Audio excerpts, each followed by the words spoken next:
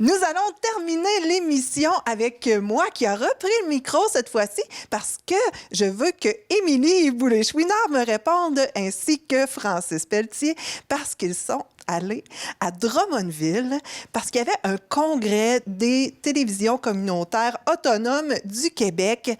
Dites-moi, est-ce que ça arrive souvent, ça? Bien, une fois par année, tous les membres de la fédération, parce que c'est pas toutes les télévisions communautaires du Québec qui sont membres, tous les membres de la fédération se rencontrent à quelque part dans le Québec. Il y a 40 membres et on était 26 de ces 40 membres-là en fin de semaine dernière. Fait qu'on peut imaginer qu'il y a plus de 50 télévisions à travers le Québec, là, à peu près. Fait que c'était vraiment enrichissant. On a eu une belle fin de semaine. Ouais. Et à quoi ça ressemble? Est-ce que c'est beaucoup de conférences? Est-ce qu'il y a des formations? Qu'est-ce qui se passe exactement?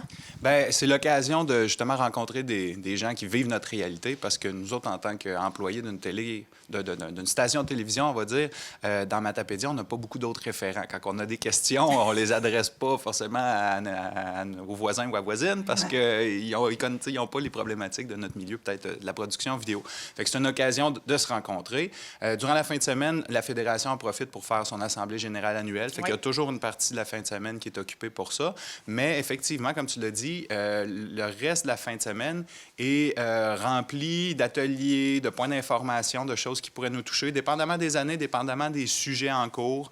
Cette année, on a eu 2 ateliers super intéressants qui touchent un peu tout le monde. Un sur les droits d'auteur, un autre sur le référencement de nos sites web. Tout le monde veut être en ligne, faire voir ses trucs, mais il y a des façons, des bonnes pratiques de le faire pour ressortir dans les recherches de Google, entre autres. Oui, donc on va devenir des machines d'Internet. On sait comment devenir des machines. Puis au travers de ça, bien, il y a toujours des choses qui se mettent en place. Là. En ce moment, un peu partout au Québec, il y a des agents de développement numérique qui ont été mis en place dans différentes structures culturelles et moins culturelles, mais pour de plus en plus outiller les communautés, les organismes à but non lucratif, à être en mesure de justement rentrer sur le web, d'informatiser peut-être leurs pratiques un petit peu parce qu'on travaille tous avec des ordinateurs maintenant. Fait qu'il y a une partie de la fin de semaine qui était là-dessus. Il y a des années qu'on parle un peu plus de sujets chauds, CRTC par exemple. Cette année, la crise des médias qu'on a vécue un peu plus récemment était évidemment dans le cœur des discussions. Fait que ça nous permet d'échanger avec ces gens-là, ces réalités, pour se rendre compte qu'on n'est pas tout seul finalement. Oui.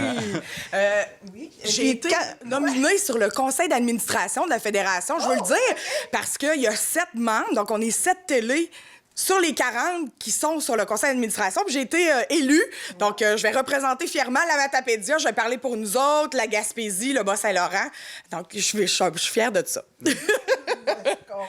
Et puis, on va être bien représentés, mais je voulais savoir aussi, par rapport aux autres télévisions communautaires, est-ce que vous trouvez qu'on est pas mal égal aux autres ou plus que les autres? Comment on peut se qualifier ici dans la vallée? Ben, on se rend compte que il y a des gros écarts, grosses différences entre les régions. Puis évidemment, ceux qui sont en milieu plus urbain ont souvent plus de membres. Les bingos sont beaucoup plus gros, ça rapporte un peu plus de financement. Nous, on est diffusé avec Cogeco, d'autres le sont avec Vidéotron, d'autres le sont avec des câbleaux indépendants. Donc ça change la donne, la dynamique beaucoup en fonction de la population qu'on dessert. Ouais. Il y a des endroits où ils ont beaucoup de bénévoles qui gravitent autour. Ils sont peut-être pas encore tout à fait passés au HD, mais ils font beaucoup d'émissions en studio avec plein de bénévoles qui manipulent des caméras, tout ça. C'est très différent d'un endroit à l'autre.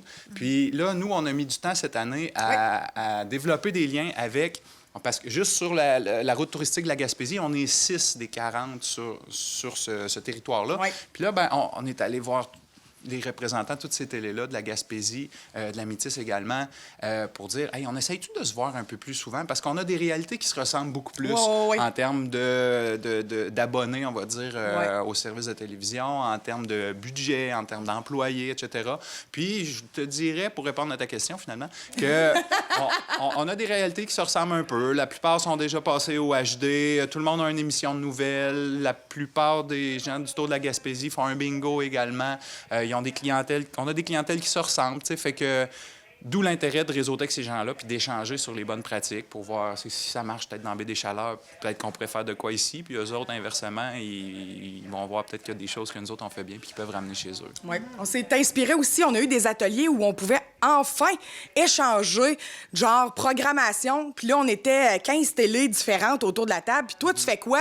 Moi, je fais ça de même. J'ai implanté ce type d'émission-là, ça marchait. Fait qu'on est revenu la tête pleine d'idées. Préparez-vous la Matapédia. Comme à chaque année, on revient, on est de même avec des idées, là.